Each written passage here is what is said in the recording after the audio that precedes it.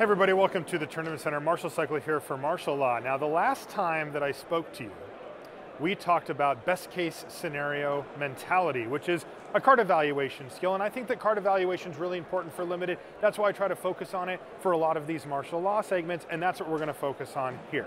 Now, a little while back, I talked about a card, this is on my podcast, called Debt to the Deathless. It's a card that's in Dragon's Maze. I'm going to bring it up here so you guys can take a look at it.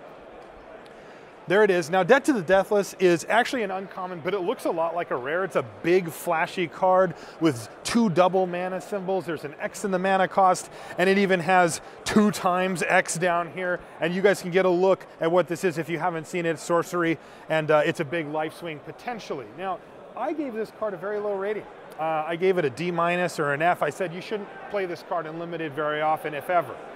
Got a lot of backlash for that. And what I wanted to do was I'm going to compare it to another card that you might not think is related to it, but it actually can be. So what I'm going to do is I'm going to first break down this card, then compare it to the other one, and then we'll kind of see where everything fleshes out. So the first thing about this card, and this is what I talked about on the show, is that it's expensive. I mean, the base mana cost is 4, and then you have to pay X on top of that. On top of it, it's also difficult to cast. It has double white and double black in its mana cost. That's not easy to do. It basically limits itself to just a 2-color deck, and even then, you need a bunch of extra mana. Okay, so I have that it has difficult color requirements, and that you could maybe get this effect from a cheaper card. Okay, so. Basically, I tried to come up with a baseline scenario for this card, a time in which you expect to be able to cast it. And what I came up with, where I would be happy casting this, is with 7 mana.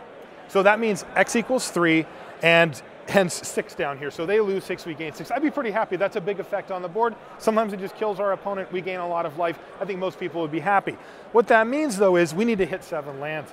7 lands. Usually around turn 10 is when you're going to hit 7 lands, if with no other mana acceleration like key runes or clue stones or anything. So we're talking about a roughly turn 10 play here. That's very late in the game. Some games don't even go to turn 10, and that's a big concern.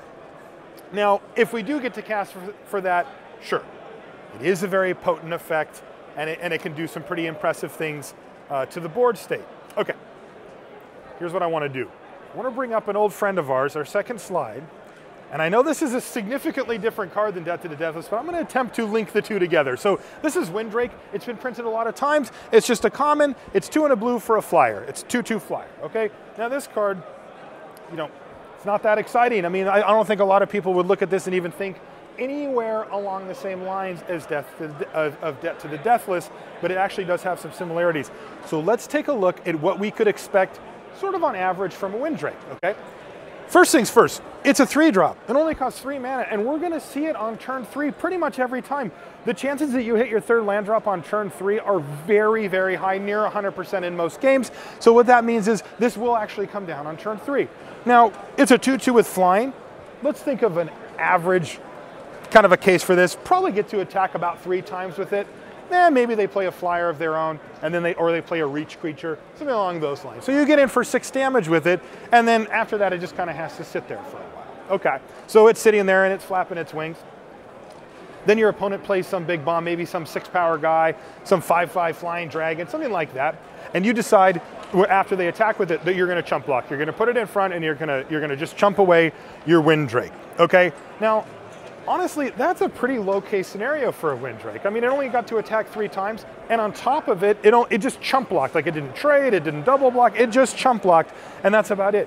If you look at it, though, it did 6 damage, and it prevented 5, maybe 6 life. It prevented 6 damage to you, which is really similar to the effect that Debt to the Deathless has. Now, the difference, of course, is that this costs 3 and is very easy to cast, and Debt to the Deathless costs a lot more and is very, very difficult to cast. You get a similar effect, much, much cheaper. This card's way more efficient, and there's more upside than that too. You can put auras on this. You can equip it. You can double block.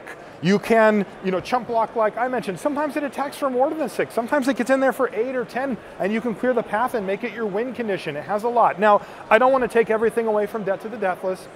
It's harder to interact with. Counterspells are a lot less common than you see, than removal that can kill a Windrake. So, you know, I'm not ignoring that. But what I really want you to do is try to think in these terms. You're comparing two very different cards, but if you think about it, you're gonna get at least as much as you're gonna get from a Debt to the Deathless on average from a Windrake than you would from actual Debt to the Deathless.